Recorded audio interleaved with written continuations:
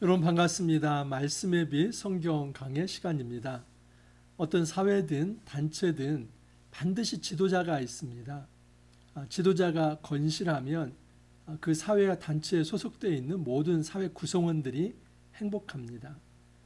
우리는 누군가의 지도를 받을 수도 있지만 그리고 나이가 들다 보면 또 어떤 한 곳에 오래 머물다 보면 자연스럽게 지도자의 위치에 오를 수도 있습니다. 우리가 누군가의 그냥 지도력 밑에만 있는 것은 아닙니다. 예를 들어서 보십시오. 가정에서 우리가 어린아이로 태어날 때는 당연히 부모의 어떤 지도를 받지요. 그러나 청소년이 되고 청년이 되고 그리고 이제 자기 삶을 이끌어갈 만한 독립된 가정을 또 꾸리게 되면 그도 역시 지도자가 되는 것입니다. 작은 가정으로부터 또 사회의 어떤 학교 현장이나 어떤 직장 그리고 우리가 소속되어 있는 교회 공동체 모든 곳에는 여러분 지도자가 있고 지도력이 있습니다. 이 지도력은 너무나 중요한 문제입니다. 좋은 지도자가 있으면 그 사회가 살 수도 있고 죽을 수도 있기 때문입니다. 한 국가의 대통령과 유정자들이 참 건실하다면 그 국가의 국민들은 행복하지요. 학교에서 선생님들이 참 좋으면 그 학교 학생들이 너무 행복합니다. 가정에서 부모가 제대로 된 영적 어떤 믿음을 가지고 그 가정을 잘 이끌어 가려고 한다면 그곳에 있는 아이들이 너무나 행복하지요. 교회에서 목사와 또 장로와 모든 지도력을 가지고 있는 지도자들이 말씀에 바로 서 있다면 교회 다니는 성도들이 날마다 아마 천국에 오는 느낌을 받을 것입니다. 이처럼 여러분 지도자의 지도력은 매우 중요합니다.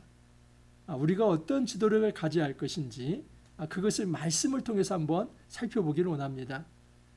세상에는 많은 자기계발서가 있습니다. 그 중에서도 이 지도력은 아주 중요한 주제인데 세상에서도 뭐 카리스마적 지도력 또는 서번트 이 섬김의 지도력 여러 가지가 있겠지만 여러분 말씀 속에서 말씀이 주는 참된 지도력이 뭔지를 살펴보겠습니다. 특별히 다윗은 한 국가의 지도자이죠. 왕입니다. 그는 왕이면서도 나의 목자는 하나님이라는 것을 인정하면서 내가 하나님으로부터 지도를 받는 양입니다 하는 것을 고백합니다. 그러면서 그 선한 양심을 가지고 그가 많은 백성을 말씀으로 잘 통치하며 이끌어 갑니다. 그래서 여러분 우리가 지도력을 살필 때 뭐 아브라함도 있고 요셉도 있고 또 뭐 다니엘도 있고 느헤미야도 있고 뭐 성경의 신약에 나오는 베드로와 바울도 있겠지만은 이 다윗의 지도력은 정말 귀감을 삼을 만한 좋은 모델입니다. 하나님께서 다윗 언약을 통해서 하나님 나라가 어떻게 도래하시는지를 말씀하시는데 그 하나님 나라의 모델과 같은 것이 다윗 왕국이고 또 다윗 왕국에서 다윗의 역할이 매우 중요하기 때문에 이 다윗의 지도력을 잘 살펴본다면 우리가 꿈꿀 수 있는 그 지도력의 원리를 잘 찾아낼 수 있습니다. 역대상 18장 1절 17절을 이 다윗의 지도력이라고 하는 관점에서 한번 살펴보겠습니다. 1절에서 6절을 보면 첫 번째 다윗의 지도력은 이스라엘 백성에게 승리를 가져오는 지도력입니다. 여러분 지도자의 주요 덕목 중 하나가 그 소속된 많은 구성원들에게 참된 승리를 선물할 수 있어야만 합니다. 다윗이 만약에 왕이 되었는데 제대로 된 지도력을 행사하지 않는다면 그래서 제대로 된 어떤 지도력을 발휘하지 못하고 늘 패배하면서 그리고 많은 어떤 국가와 이민족에게 침범을 당하면서 그렇게 백성들이 식민화되고 예속이 된다면 여러분 정말 그 사회가 어떤 안정감을 가지고 기쁨을 가지고 살아갈 수 있겠습니까? 너무나 슬프지요. 그렇기 때문에 한 국가의 왕이 되었을 때 가장 중요한 덕목은 그 사회의 백성에게 승리를 가져다 줄 수 있어야만 합니다. 그 국가를 지켜낼 수 있어야만 합니다. 그 국가 안에서 이 왕의 제대로 된 어떤 이 지도력을 통해서 참된 생명과 안식을 누릴 수 있어야만 합니다. 오늘 보면 다윗이 블레셋 사람들을 쳐서 항복을 받았다라고 얘기합니다. 여러분 이 블레셋 영어로 말하면 필리스틴 그러죠. 오늘날 여러분 팔레스타인도 여기에서 나온 것입니다. 블레셋은 원래 해양 민족입니다. 크레타 섬에서 이주해 왔는데 BC 이제 1200년 정도 그 정도 되었을 때에 철기 문화를 가지고 있던 자들입니다. 그래서 가나안 땅에서 이스라엘의 가시와 같은 역할을 합니다. 이스라엘을 떠나지 않고 두고두고 이스라엘을 괴롭혔던 민족이 바로 블레셋 민족이고, 오늘날도 뭐 이스라엘과 이 팔레스타인의 갈등이 있지 않습니까? 아주 그 갈등이 유서 깊다고 볼 수 있습니다. 그런데 다윗 시대에 사실은 이 블레셋의 모든 어떤 힘을 꺾어 놓습니다. 보시면 블레셋을 이제 치고, 그리고 이제 요단 동편에 있는 모압을 쳤다고 합니다. 또 소바 왕 하다데셀이 유브라데 강가에서 자기 세력을 펴고자 했지만 이 다윗이 그를 쳤다고 합니다. 그래서 요단 동편의 블레셋, 그리고 요단 서편의 블레셋, 그리고 요단 동편의 모압, 그리고 북쪽 시리아 지역입니다. 이 시리아 지역의 소바 왕, 그리고 그 밑에 하맛, 여기도 시리아를 말합니다. 그리고 조금만 시리아에서 더 내려오면 다메섹, 아람. 그래서 정말 동서남북을 통틀어서 지금 이 다윗이 그의 어떤 나라, 이 영토를 굉장히 많이 넓혀갔고, 그리고 그 결과 많은 나라가 이제 다윗에게 조공을 바칩니다. 여러분, 당연히 이 다윗의 보호를 받는 이스라엘 백성은 평안을 얻지요. 평화를 얻지요. 이스라엘 사회에서 이 평화라고 하는 것이 그냥 오는 것이 아닙니다. 여러분, 전투와 승리를 통해서 오는 것이 평화입니다. 그래서 여러분, 솔로몬의 쉘라모 하는 것이 평강이라고 하는 샬롬에서 온 것인데, 다윗이 전투하면서 피 흘리기까지 싸웠기 때문에 그 승리의 어떤 하나의 열매로서 솔로몬은 평강의 왕이 되고, 그 평화가 결국 성전을 만드는 기초가 되는 것입니다. 이 성전이라고 하는 것은 평화와 안식, 생명이 넘치는 것인데, 역설적으로 다윗의 피 흘리기까지 전투가 없었다면 그 승리 이후에 이 성전은 지어질 수 없었다는 것을 성경은 이야기하고 있습니다. 다윗이 어디로 가든지 여호와께서 이기게 하시니라. 진정 좋은 지도력은 자기 한 사람의 역량을 통해서 승리를 가져오는 것이 아니라 하나님을 의지했을 때 하나님이 주시는 진정한 승리를 덧입어서 그의 백성들에게 승리를 선물하는 자입니다. 국가의 지도자도 마찬가지이고, 가정의 지도자도 마찬가지이고, 또 교회의 지도자도 마찬가지입니다. 분명히 그 구성원들에게 승리를 선물할 수 있어야만 합니다. 근데 여러분, 어떻게 하는 게 좋은 어떤 승리일까요? 그것은 내 힘으로, 내가 가지고 있는 힘으로 가져오는 그런 어떤 승리가 아니라 하나님께서 이기게 하심으로 하나님께서 주신 그 승리를 이제 선물하는 것입니다. 저 역시도 여러분, 제가 목회자이지요. 한 교회를 제가 책임지고 이끌어가고 있습니다. 그러면 성도들에게 참된 승리를 안겨줘야만 합니다. 물론 성도들과 같이 연대해서 싸우는 이 영적 전투이지만, 분명히 사단은 지금도 우는 사자와 같이 그렇게 넘어뜨리려고 합니다. 그러면 이때 지도자는 바로 서 있어야만 합니다. 바로 서 있고 하나님 앞에서 기도하고 하나님이 주시는 그 영적 승리를 덧입어서 이 성도들에게도 진정한 승리, 하나님의 동행하심, 하나님이 주시는 평강과 하나님이 주시는 생명과 하나님이 주시는 자유와 안식을 선물할 수 있어야만 합니다. 이게 좋은 지도자이지요.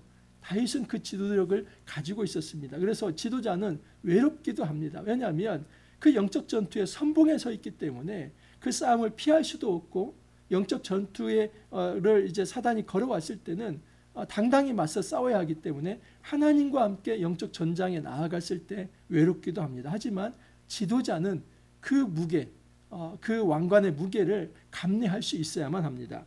자, 두 번째, 지도자는 이 모든 것이 하나님께 왔다는 것을 인정하며 하나님께 드릴 수 있는 영성이 있어야만 합니다. 7절 이하를 보면 많은 이제 전리품을 안게 됩니다. 다윗이 하다데셀의 신하들이 가진 금반패를 빼앗아 예루살렘으로 가져오고 하데에셀의 성읍 디브앗과 군에서 심히 많은 놋을 빼앗았더니 솔로몬이 그것으로 놋대야와 기둥과 놋그릇을 만들었더라. 그리고 10절 이하를 보면 하두람도 이제 보내서 다윗 왕에게 문안하고 축복한다고 합니다. 자, 10절을 보면 다윗 왕이 그것도 여호와께 드리되라고 합니다. 그것도, 이 말은 다른 모든 것을 드렸고 이것도 드렸다, 이런 의미입니다. 그러니까 다윗은 여러분 전투에서 승리하고 기고만장하지 않습니다.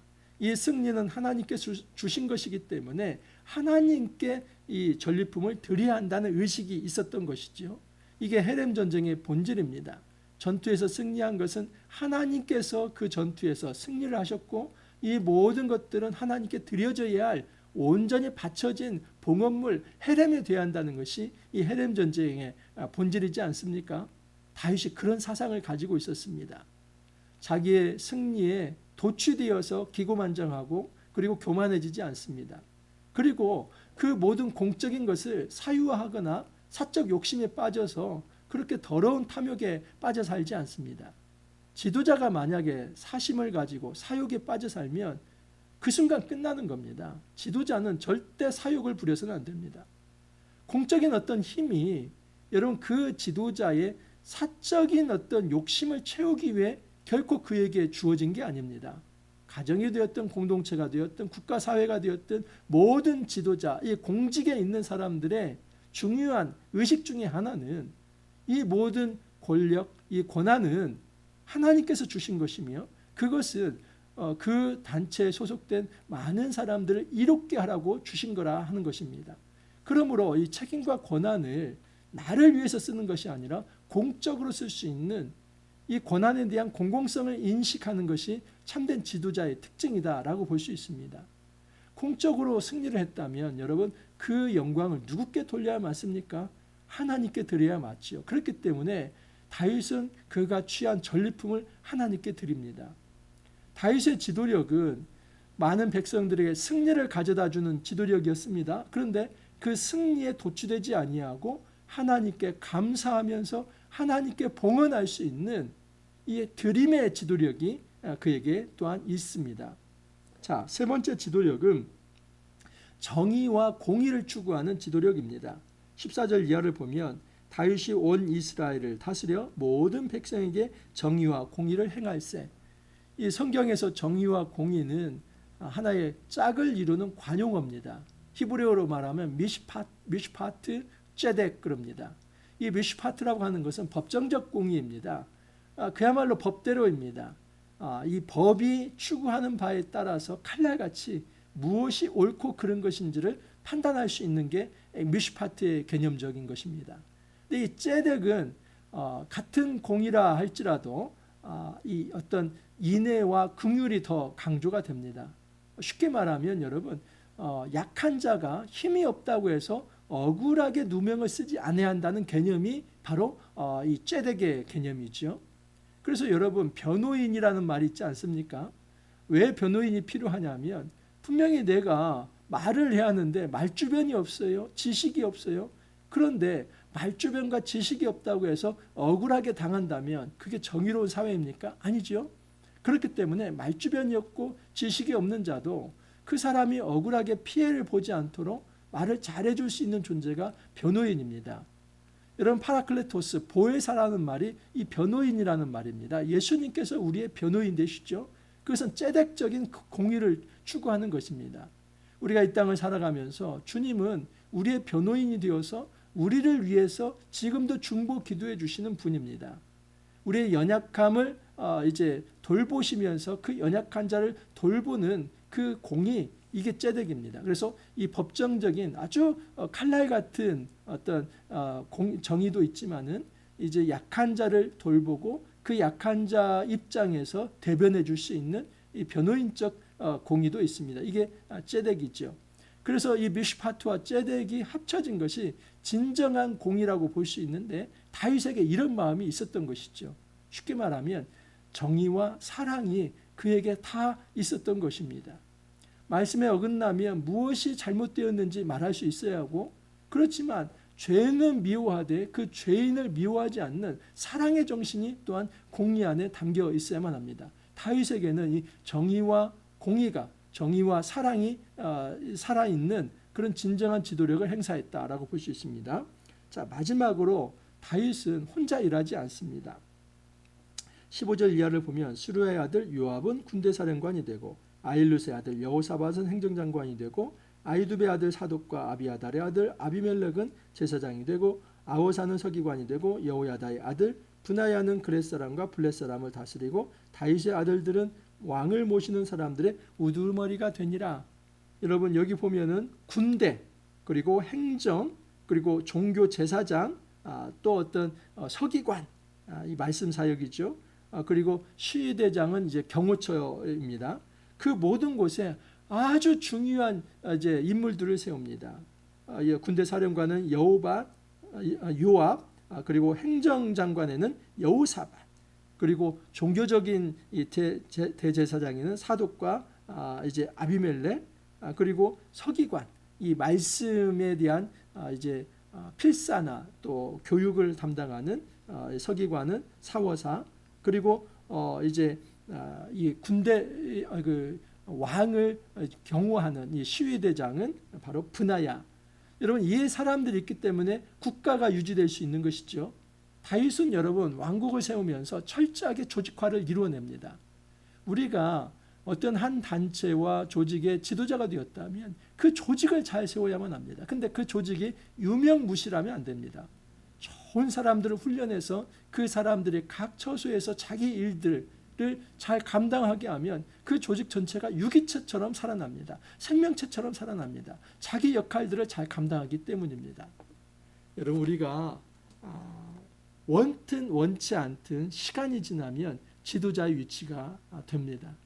어렸을 때는 태어날 때 어린아이지만 조금만 자라서 청소년이 되고 청년이 되고 장년이 되어서 결혼하면 그들도 한 가정의 지도자가 되는 것입니다. 교회에서도 마찬가지입니다. 연차가 지나면 자연스럽게 지도력을 갖게 됩니다. 사회에서 직장에서도 마찬가지죠. 국가사회의 공직도 마찬가지죠.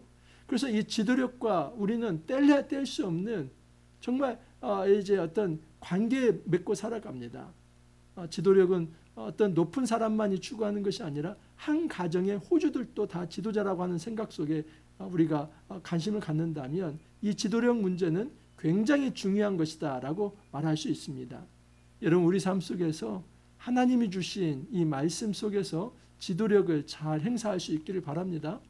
한 지도자가 선하고 바르게 서 있다면 그 단체와 그 사회에 소속되어 있는 모든 구성원들이 행복할 수 있습니다. 우리가 선한 지도자가 되고 선한 영향력을 끼쳐서 우리 사회가 좀 더 생명과 평화로 가득 넘칠 수 있기를 간절히 소망합니다. 함께 기도합니다.